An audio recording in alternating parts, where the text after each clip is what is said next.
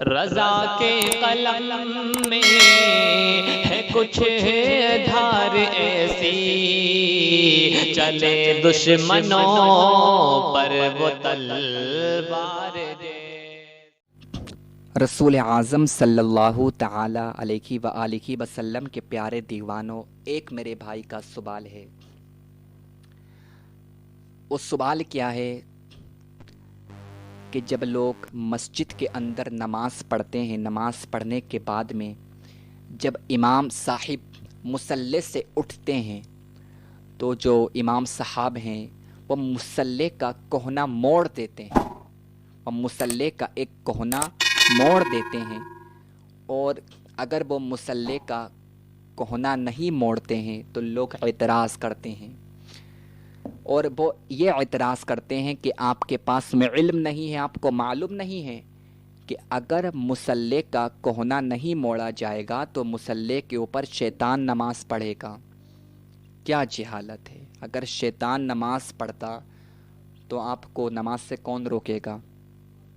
اگر شیطان خود ہی نماز پڑھے گا تو آپ کو نماز سے کب روکے گا؟ نماز شیطان نہیں پڑھتا ہے، شیطان نماز سے روکنے کے لیے آیا ہے، شیطان نماز پڑھنے کے لیے نہیں آیا ہے۔ یہ جہالت کی بولی ہے۔ مصلی کا ایک کوہنا موڑنا، اس کو لوگ ضروری سمجھتے ہیں، اور اگر امام صاحب مصلی کا کوہنا نہیں موڑتے ہیں تو کچھ جاہل مقتدی تو ایسے ہیں کہ وہ امام صاحب کو امامت سے نکال دیتے ہیں کہ امام صاحب کے پاس میں علم نہیں ہے۔ کیا جہالت آ چکی ہے! یہ سب سے بڑی قیامت کی نشانی ہے کہ آج مقتدی اپنی اماموں کے ساتھ میں اچھا سلوک نہیں کرتے ہیں، ان کے رسپیکٹ نہیں کرتے ہیں، خود کو تو مسئلہ معلوم نہیں ہوتا ہے، اور اگر کوئی امام عالم ہوتا ہے اور وہ ان کو سمجھاتا ہے کہ میرے بھائیوں ایسا نہیں ہے تو وہ اس کو گالیاں بکتے ہیں کہ آپ کے پاس میں علم نہیں ہے، امام صاحب کو طعنہ دیتے ہیں۔ مصلی موڑنا یہ ضروری ہے، واجب ہے، لوگ یہ کہتے ہیں۔ تو آپ نے کچھ مسجدوں میں دیکھا ہوگا کہ جیسے ہی نماز ہوتی ہے تو امام صاحب مصلی کا ایک کوہنا موڑ دیتے ہیں، اور اگر امام صاحب نہ موڑیں تو کچھ لوگ موڑ دیتے ہیں اور اس کو ضروری سمجھتے ہیں۔ یہ سب جہالت والی باتیں ہیں، اس کی اصل شریعت کے اندر نہیں ہے۔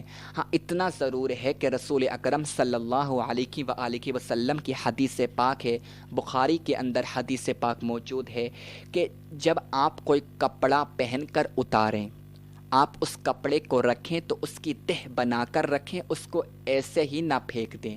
اگر آپ اس کو ایسے ہی پھینک دیں گے تو شیطان اس کپڑے کو پہن لیتا ہے، شیطان ان کپڑوں کے ساتھ میں کھیلتا ہے۔ یہ حدیث پاک ہے۔ اس حدیث پاک سے استدلال کرتے ہوئے علماء اکرام نے یہ ضرور فرمایا ہے کہ جب آپ مصلی پر نماز پڑھ لیں تو مصلی کو سمیٹ کر ایک جگہ پر رکھ دیں۔ یہ کہیں نہیں ہے کہ مصلی کا ایک کوہنا موڑیں، یہ جہالت ہے۔ نماز پڑھنے کے بعد میں آپ مصلی کو سمیٹ کر ایک جگہ رکھ دیں، کیونکہ مصلی بھی تو ایک کپڑا ہے۔ اب مصلی پر آپ نے نماز پڑھی ہے، مصلی کا کام ختم ہو چکا ہے، آپ مصلی کو اٹھائیں اور ایک جگہ پر رکھ دیں، مگر اس کا ایک کوہنا نہ موڑیں، اور آپ یہ نہ سمجھیں کہ اگر ہم مصلی کا کوہنا نہیں موڑیں گے تو شیطان نماز پڑھے گا۔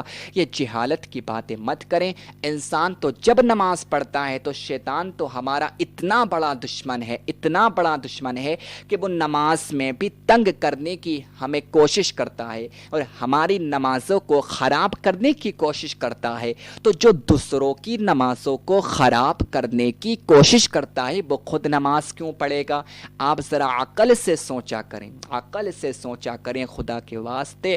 اگر آپ کے امام صاحب آپ کو صحیح پیغام دیتے تو ان کے پیغام پر عمل کیا کریں، خود مفتی بننے کی کوشش نہ کیا کریں۔ جب جاہل مفتی بننے کی کوشش کرتا ہے تو یہ قیامت کی نشانی ہوتی ہے، اور ایسی قوم برباد ہو جاتی ہے، ایسی قوم تباہ ہو جاتی ہے۔ تو مصلی کو موڑنا اس کی اصل شریعت کے اندر نہیں ہے۔ آپ نماز پڑھیں تو مصلی کو سمیٹ کر اس کی جگہ پر رکھ دیں، جب نماز کا ٹائم ہو تو واپس آپ نماز پڑھ لیں، اور نماز پڑھنے کے بعد میں مصلی کو اٹھا کر پھر اس کی جگہ پر رکھ دیں۔ اللہ رب العزت کی بارگاہ میں دعا کرتا ہوں کہ اللہ تعالیٰ سب کو ہدایت عطا فرمائے اور علم دین سیکھنے کی توفیق عطا فرمائے، اور جو میں پیغام دے رہا ہوں سب لوگوں کو اس پر عمل کرنے کی توفیق عطا فرمائے۔ چھوٹے چھوٹے مسائل اور بہت ضروری امپورٹنٹ مسائل میں آپ کو بتا رہا ہوں، آپ اس پر عمل کرنے کی کوشش کریں، اور اگر میں کہیں پر غلطی کروں تو آپ میری اصلاح بھی کر سکتے ہیں، کیونکہ ہر کوئی سیکھتا ہے، کوئی بھی پرفیکٹ ہونے کا دعویٰ نہیں کرتا ہے، ہر کوئی لرن کرتا ہے، اور جو لرن کرتے رہتا ہے، جو سیکھتے رہتا ہے، وہ آگے چل کر بہت زیادہ کامیابی پاتا ہے، کیونکہ آقا کی حدیث پاک ہے، علم دین سیکھو ماں کے پیٹ سے قبر تک۔ تو جب تک انسان قبر میں نہیں جاتا ہے تب تک وہ سیکھتے رہتا ہے، اور جو سیکھتے رہتا ہے وہ ایک دن ضرور چمکتا ہے۔ تو آپ کچھ نہ کچھ ضرور سیکھتے رہیں اور علم کو حاصل کرتے رہیں۔ یہی علم حاصل کرنا آپ کو دنیا کے اندر بھی کام دے گا، دنیا کے اندر بھی آپ کو یہ کامیاب کر دے گا، اور آپ کو یہ قبر میں بھی کامیاب کر دے گا، اور میدان محشر میں بھی کامیاب کر دے گا۔ اللہ رب العزت سب کو نالج کو حاصل کرنے کی توفیق عطا فرمائے، اور سب کو برے برے خیالات سے بچنے کی توفیق عطا فرمائے، اور جو جہالت والی باتیں کرتے ہیں اللہ تعالیٰ ان کو ہدایت عطا فرمائے، اور ان کو صحیح راستہ اختیار کرنے کی توفیق عطا فرمائے۔